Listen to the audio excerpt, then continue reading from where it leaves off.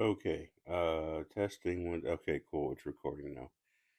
I once again started recording the episode, and one of my mics was muted the whole time, so I had to redo it. I'm watching the previously on right now, and I actually did not do episode 8 yet. So, uh, yeah, that's gonna be kind of weird to go back and do that. I hope I don't miss anything significant.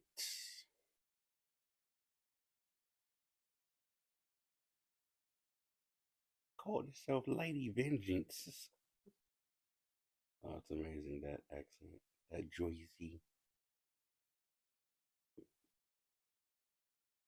Didn't do your job. Gigi. I hope Gigi makes it. I like Gigi.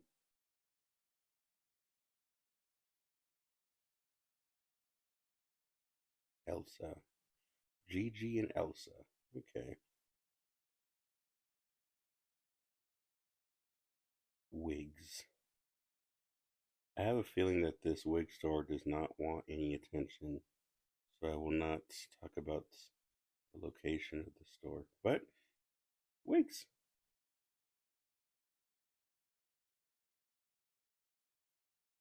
Quinn.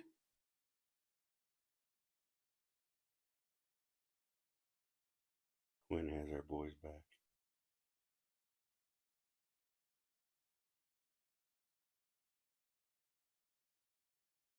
Music note. Tense music playing. This episode broke records.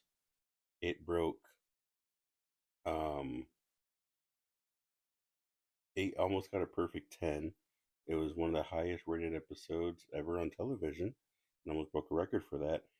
And it was the highest rated episode, I believe, of the series. Something along the lines of that.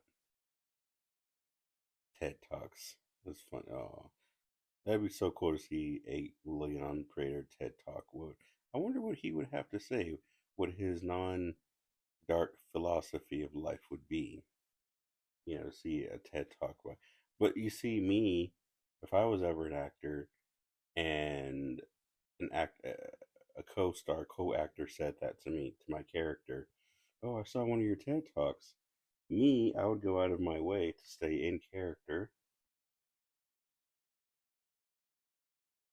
I would do a TED Talk in character and record it and send it to the studio, maybe on YouTube if I could, and been like, hey, check this out.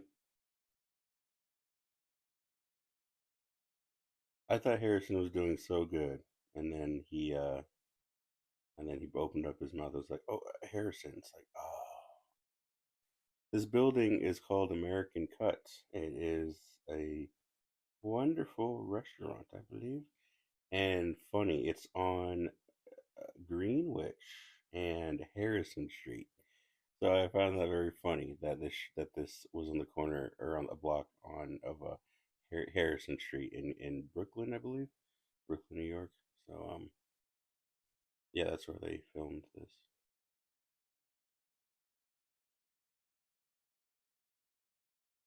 Whoa, the F word, Dexter. So if anyone doesn't know, I watch the episode and I comment.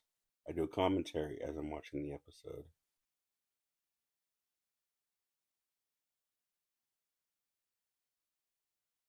I love how Dexter has his hands behind his back and he's really showing like restraint. I love the body language of restraint. He's just like, let me keep my cool right now because I got to play this chess game smart. you know?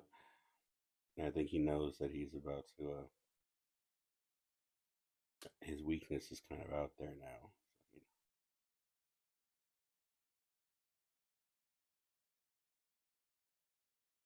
you have to learn to trust me, Red.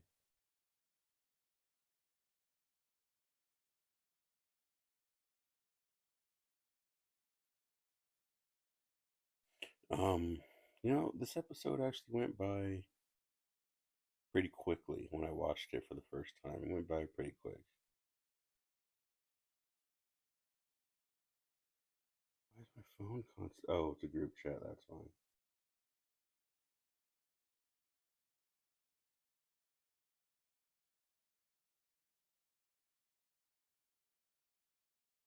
I'm curious.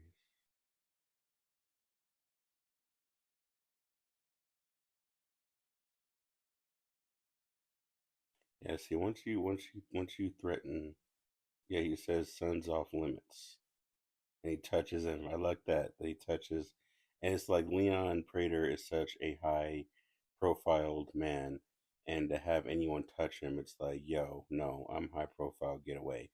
But having an actual serial killer touch him in his chest, it's like, yeah, he liked that, but it's also like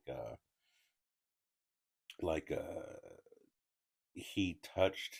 It's like an intimate sort of connection. It's like an intimate touch, and it was like, yeah, the one person that gets past the persona of the status is that dark side of his life, and a pawn of that dark side actually like touched him and acknowledged him in such a way. He's just like, oh my gosh.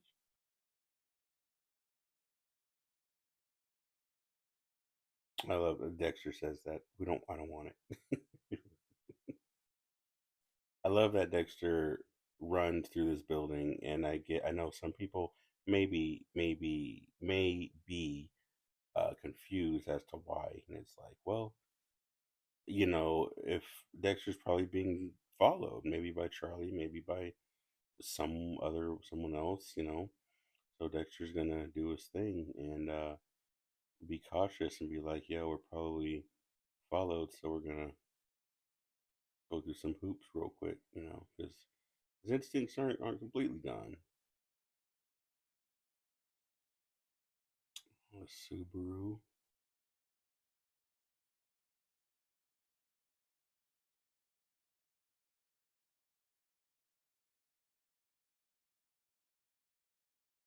You know what's weird? I've seen so many extras, but this girl right here in the background with the black hair and the black jacket, it feels like she's trying to stand out as an extra. I don't know how to explain it, but it's just her aura. I might have to write a story about her now. Um,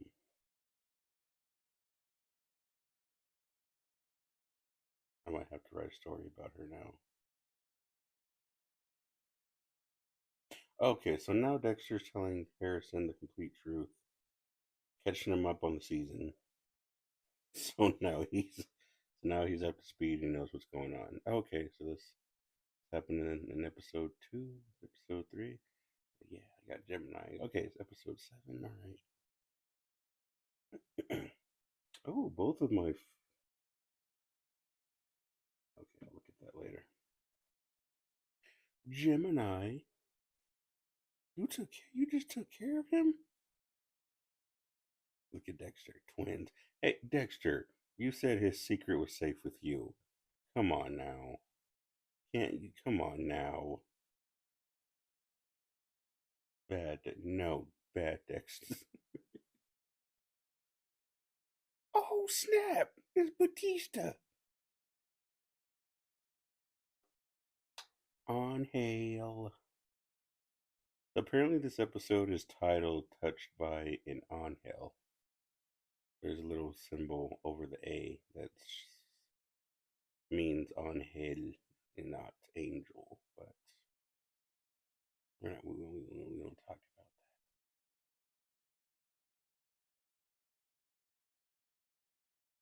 that. This was a very scary, very intense episode. You start re-feeling that energy of season 4, and it's like, whoa, it feels like we're back there again, of someone getting close to Dexter and possibly dying, and it's like, when you feel that, it's like, what's going to happen to Harrison? Is he going to be taken out?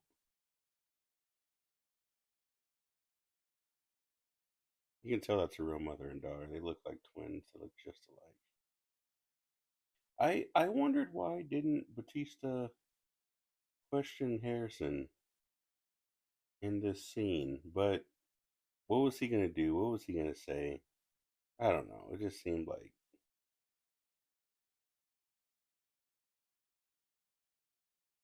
oh, touched by an angel. Hotel Empire. So this character right here, um, when he is telling Harrison, "Yo, Harrison, there's this new um job." He's like a Leon Prater guy on the East Side. He wants us to go to his mansion. Um, that is this character symbolizes the dark temptations of Harrison, you could say. And so, by him offering Harrison that proposal, it was that dark side trying to tempt Harrison and saying, "Hey, there's a darkness here, and there's a dark uh invitation here, and so you gotta take it." And he was like, "Nah, I'm good. I'm gonna stay away from that." It was like, and then once you know that, you know, Harrison's was like, "Oh, I work at the hotel." It's like, "Oh man, you're gonna be at the hotel."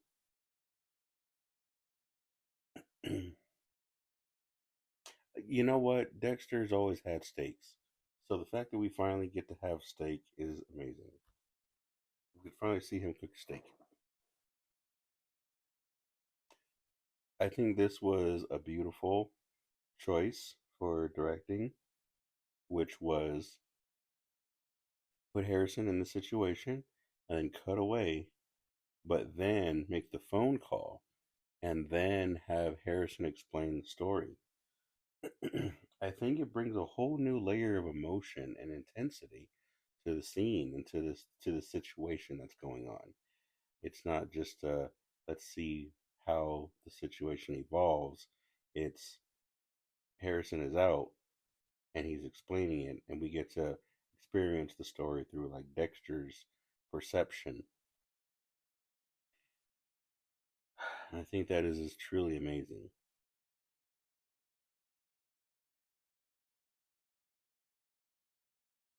I really wish I knew um what is her name? Wow, what is her Charlie? Wow. I wish I knew I understood more of Charlie's symbolism in the series of Dexter. I really want to say that she does represent that side of Dexter that is about protection, that is like about guardianship, and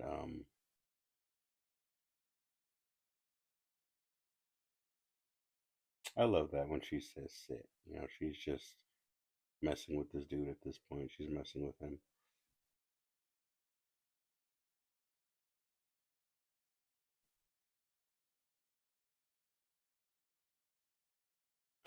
But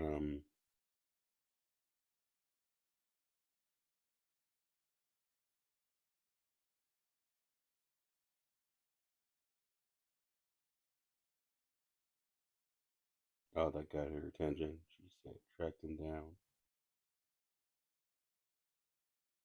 But I think Charlie really represents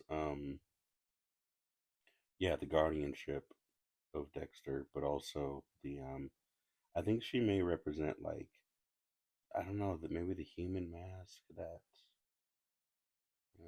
that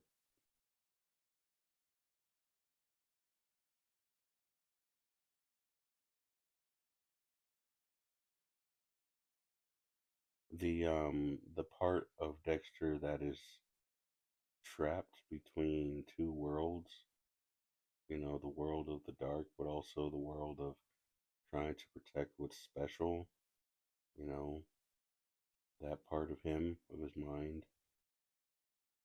And just as Dexter's trying to, live in this world, exist in this world with these serial killers, with this group, but he's also trying to like protect his son and his family. It's precious to him, you know.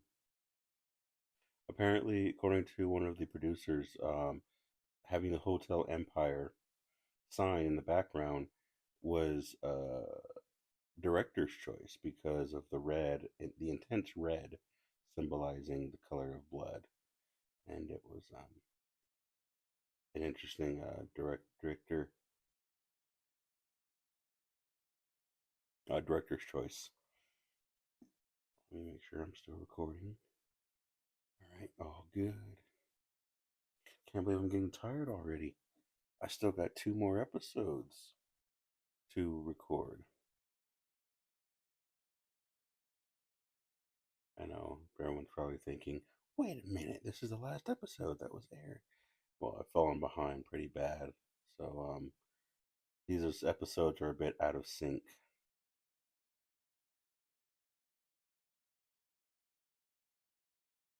Dexter, I think your steak is burning. Or unless he didn't turn the stove on yet.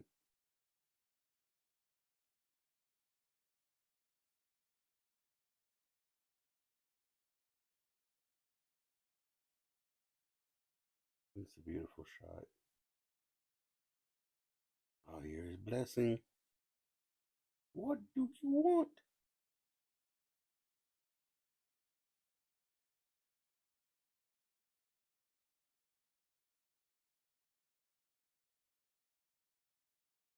Yes. Okay. Well, I will talk about that in the when I do episode previous to this. I'll talk about this fight that they had.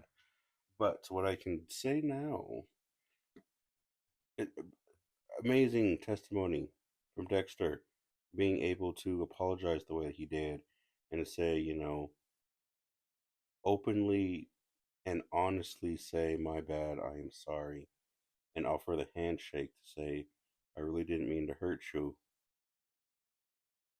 and for Blessing to say, "I forgive you." It's like, ah, see, Dexter, you were open, you were honest. What is this favor you need from me?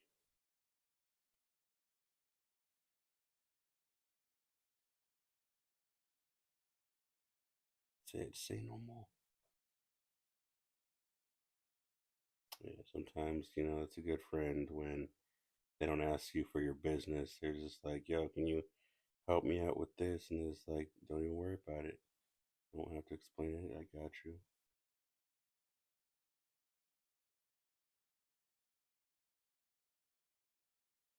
And yeah, see, seeing Charlie with these military things, that's Photoshop right there. I want to say that she does symbolize guardianship, but I don't know that for sure. I don't know that at all. So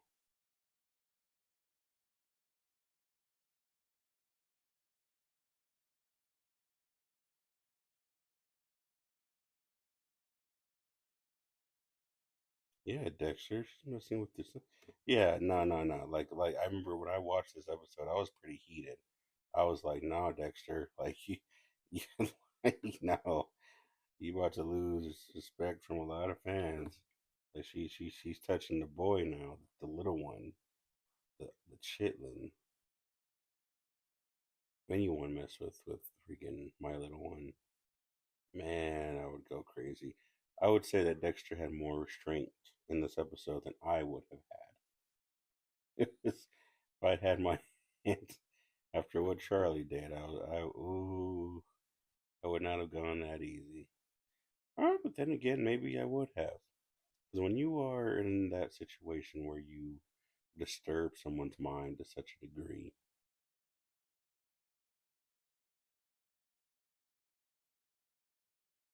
I think that kind of shifts the circumstances in such a way. Tense atmospheric music. Man, look at how many buildings are in New York City. Like you really want to wonder what are all of those buildings? What's in all of those? How many people are in them? What's the occupancy? How much illegal activity is like right next door? Hey, there's this lady. She hasn't done too much, but from what I understand, she's been in a couple of Marvel projects. The lady at the flower place, she's mainly been like in the background. I mean, been like an extra every now and then, but she's done a couple Marvel projects. But other than that, nothing too significant that I know of.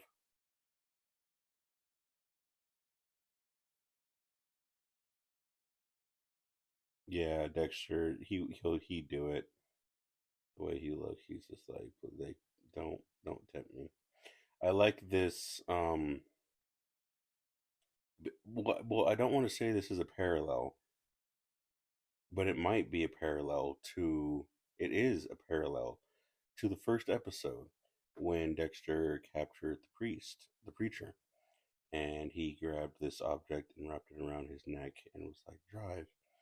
The preacher targeted children, and Dexter went after him. So I find it interesting how Charlie targeted his child. So, Dexter does his thing. So it's like a parallel of episode one recreating it.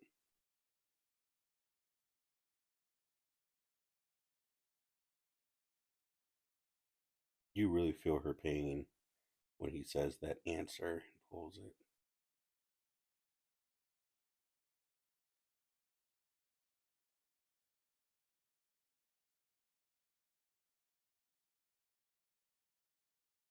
I love how she says um, he bought her 8 more years. And then Harrison says he gets off at 8 o'clock. What's with this number 8?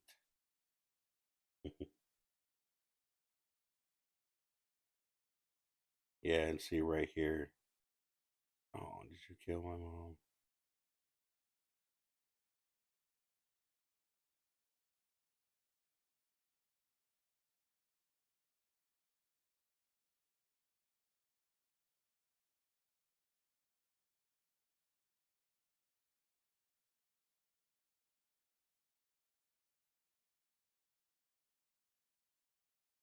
The Jilly Saw.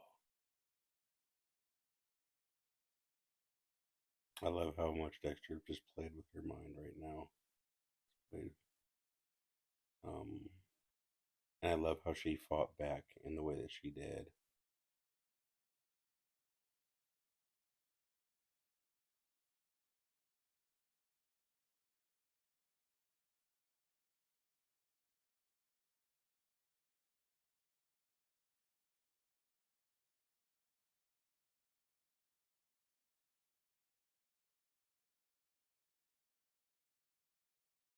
Sorry, I'm actually watching the episode and reading. I'm sorry, I know I'm probably spitting a lot on this mic. He exploits everyone's weakness. Mine is my mother. Yours is clearly your son. Raider broke the promise. I guess we're taking out Prater now.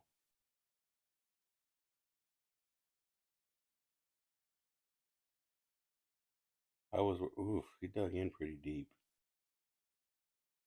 I was worried that she was gonna pull her gun out and chase after Dexter, but I think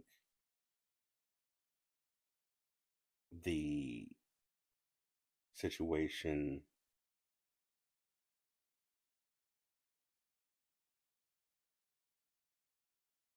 I think the situation called for. I think the situation, was tense enough, and it was like, okay, we've earned, him getting away, and her just kind of counting her blessing, being alive. I'm trying to think right now. Seeing that's funny. That's funny. He makes her laugh. I just wow. I see a dynamic. So what I see here is Angel Batista being so betrayed by Dexter, and I have a feeling. What I thought was going to happen was her partner, Wallace's partner, was going to be the New York Ripper, and was going to, the detective was going to find out, and she was going to feel betrayed, and her and Batista were going to like somehow find this connection of having someone you thought was an amazing friend, an amazing partner, and then turns out they were on the other side of what you were about all this time, and that deep sense of betrayal was going to like fuel these two characters together. That's what I thought was going to happen, but no, apparently not. Dexter Morgan is a liar. I think there's a lesson to be learned here with Batista. I lost Dokes and Maria. This is what Dexter does. He twists things out of context. He's a master manipulator. Now, everything that he lies, he pulls people over with that cheese whiz smile.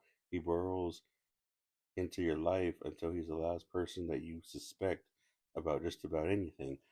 I think that entire description is what Prater is to Dexter's psyche, and that perfectly captures what it is,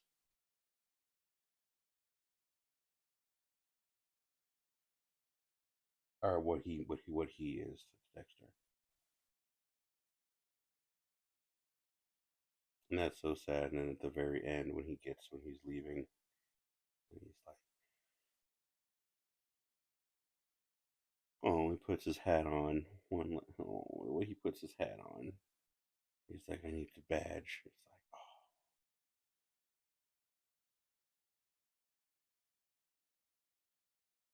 oh, I still think he's the New York Ripper or Batista. He's rubbing his thumb against his shield. Now, this right here is very heartbreaking because when Batista is out here, he's looking around and he's looking at, this is the last bit of this world that I have a taste of. This is the last of it. And now he's turning away. And it's like, this is the world that he's known for so long of his life. And this is the last bit of it that he has left to see. And there's no more of it. And, and then once he sees Prater,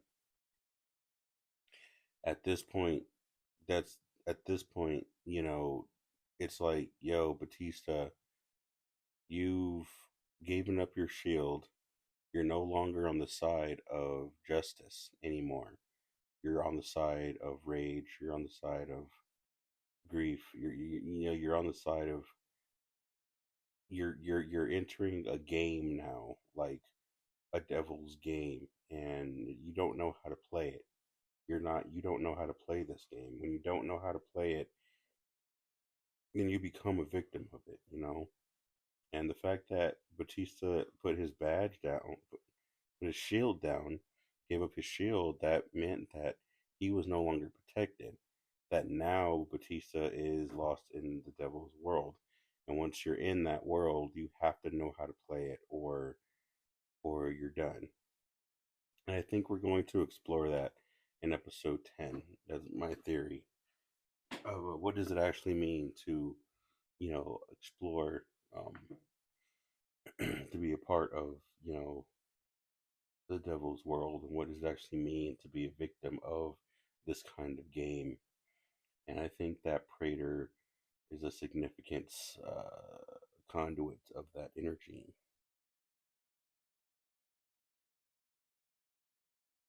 Us forensics guys did the real work. Spatter. Dexter and his Aquarius. I got into an argument today with an Aquarius. It lasted like an hour.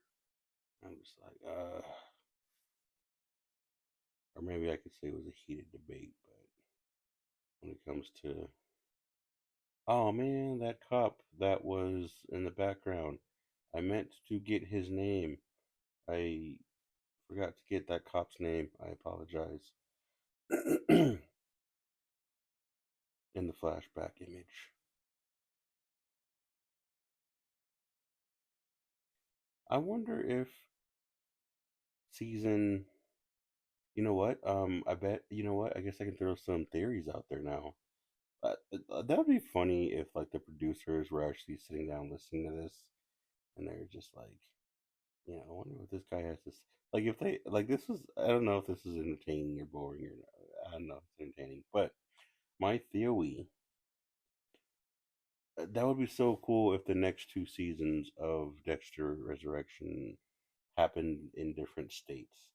It would be interesting if it did. They did happen.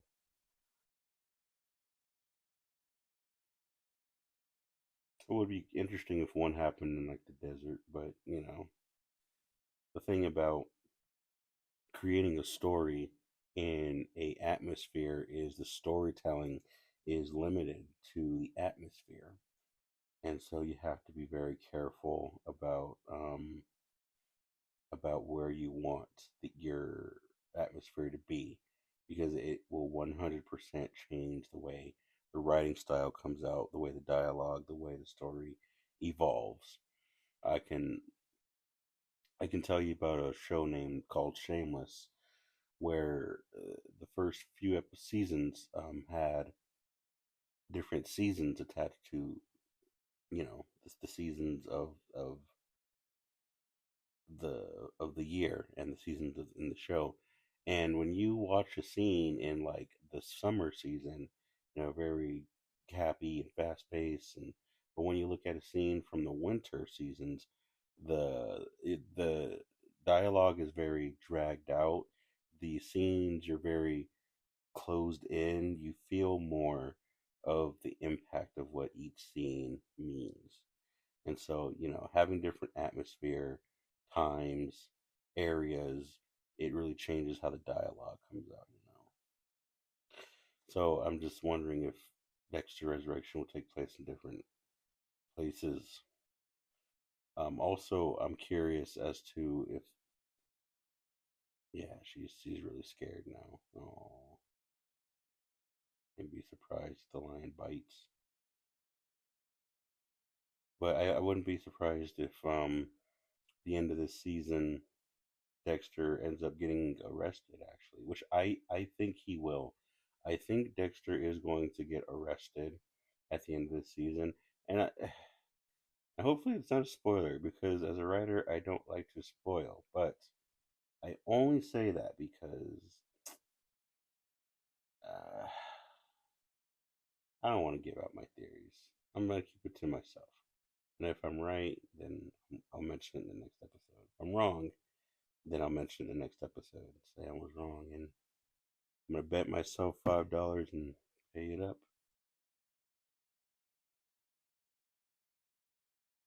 Poor Charlie. Prater, why? Poor Charlie. She's so vulnerable, and she's really this world. It's really collapsing on her now. Poor girl. Hello, Red. Charlie and I were just talking about you. You put some scared into my girl Friday. I love that he goes into the what do you call it? The whole primal thing, which is ego. I'm sending a message. I said my son was off limits.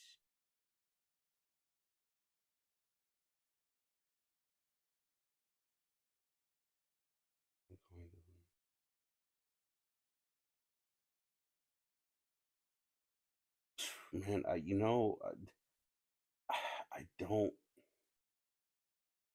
don't know. I don't see Dexter and Prater like fight. This sucks. Like I love these two characters, and you really think about how is Dexter going to kill Prater if he's going to, but then at some point you're just like, yeah, he'll get him eventually somehow. Just me, no problem. There's the beautiful building. No, beautiful buildings again. Batista, the gala. The gallon.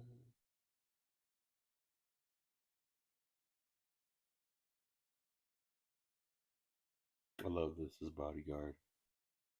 You can speak with Leon Prater. You have an appointment? It's the first time he doesn't have his badge. It's like Batista, you gotta walk away.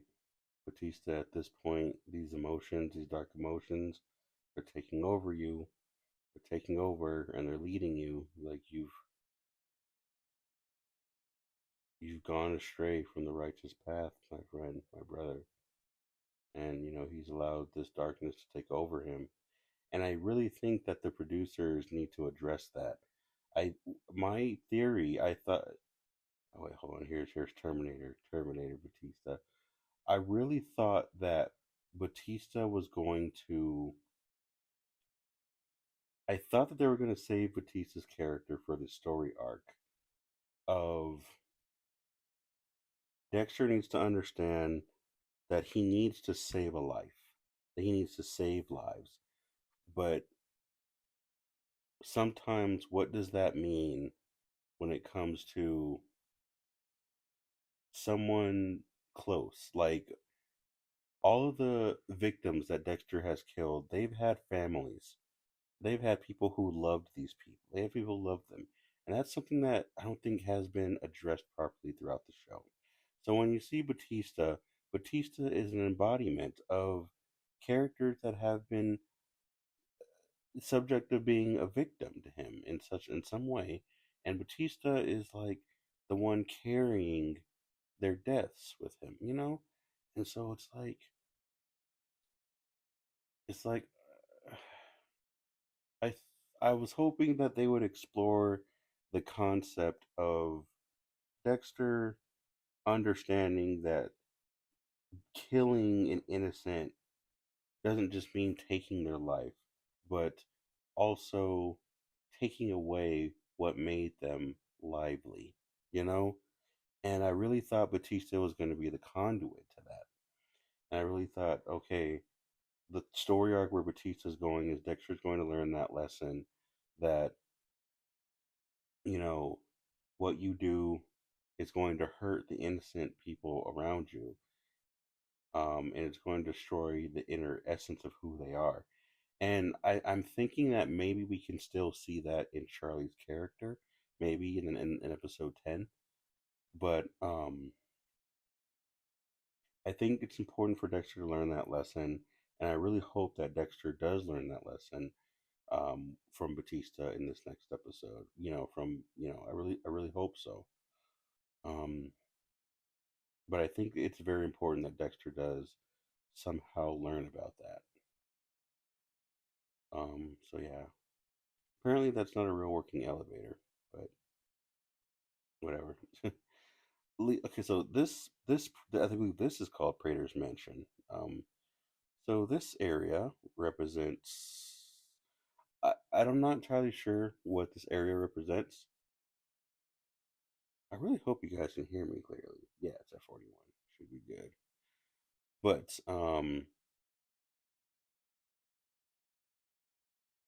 the vault. I would say that the vault is a symbolism of history. So every space,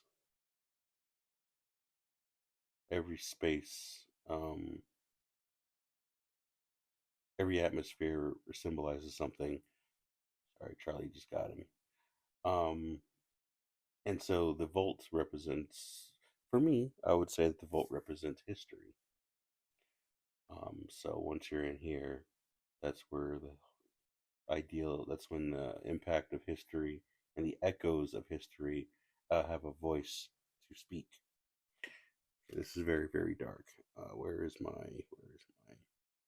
please don't break anything. I just want to turn my brightness is all the way up. Wow.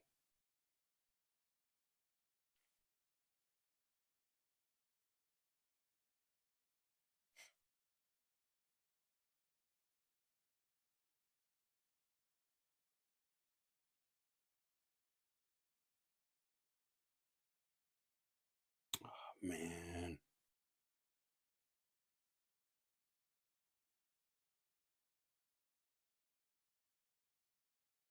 Yeah, the OG slides.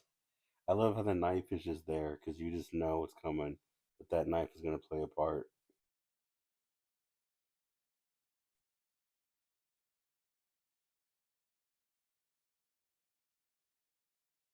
Lowell didn't disappear.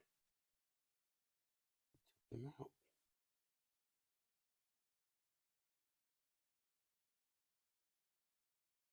I think Leon touching Batista's head, his ears. I don't think that was scripted. When I think when Batista shakes his head, you know. But you see Batista's eyes. Batista has such a anger, such a hate towards Dexter right now. It's like,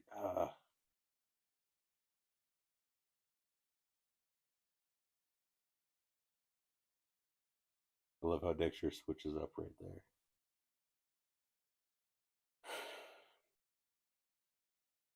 Oh, poor Charlie. Charlie's such a victim to all of this.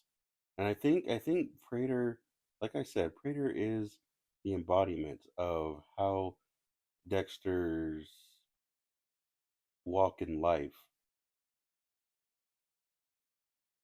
Dexter's walk of life, harms the innocent. You know, makes them do things that they normally wouldn't do. And I think Dexter is to Batista what Prater is to Charlie, and I think Dexter will be able to see that in the next episode and stuff, and you know he'll be able to find some justice, you know.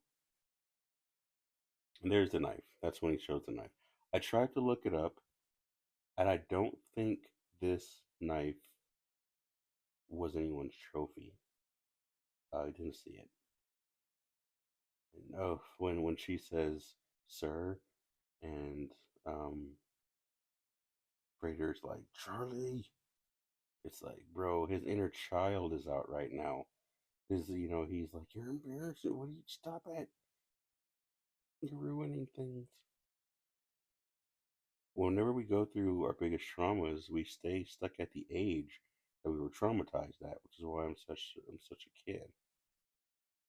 And so this scene right here, when she says, "Charlie, give me the gun," just so embarrassing. That scene, so embarrassing. That was improvised by Peter Dinklage. That was the actor, and you can see Uma Thurman when he says, "Give me it." So embarrassing. The way she drops the gun was very comedic like. So she really played off of that really well. There's the Clinton Clubbers bat.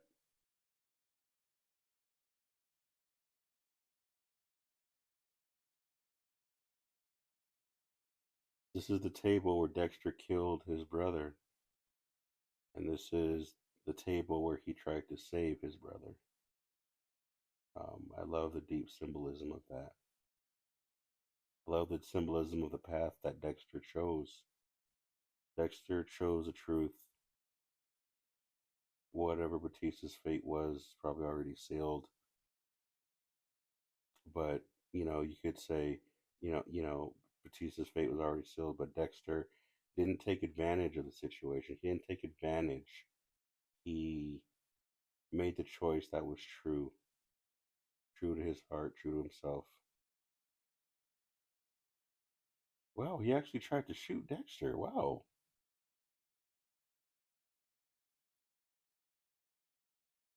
When when Dexter says,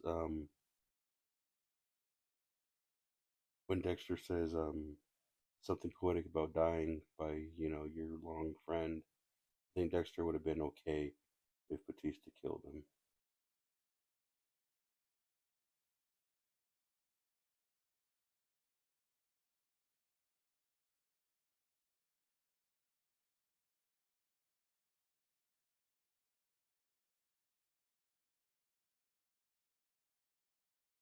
Sometimes you don't have a chance to fully find a sense of closure in a talk or in a moment. I think it was important for them to have this conversation when there's a time limit, and for the honesty to come out with how they felt and what needed to be said. And what would you say, when you're stuck in this moment in time? And it wasn't a back and forth. It wasn't a let me try to make you see why this is okay. It's not okay. It's not okay what Dexter did. There is no making it right. There is no justice. There is no justice for what Dexter did. There's no justice for why all these people, innocent people, died from Dokes to LaGuerta, to Rita, to Deb. There is no way of justifying these things from happening. It was messed up, and just gotta deal with it in some way.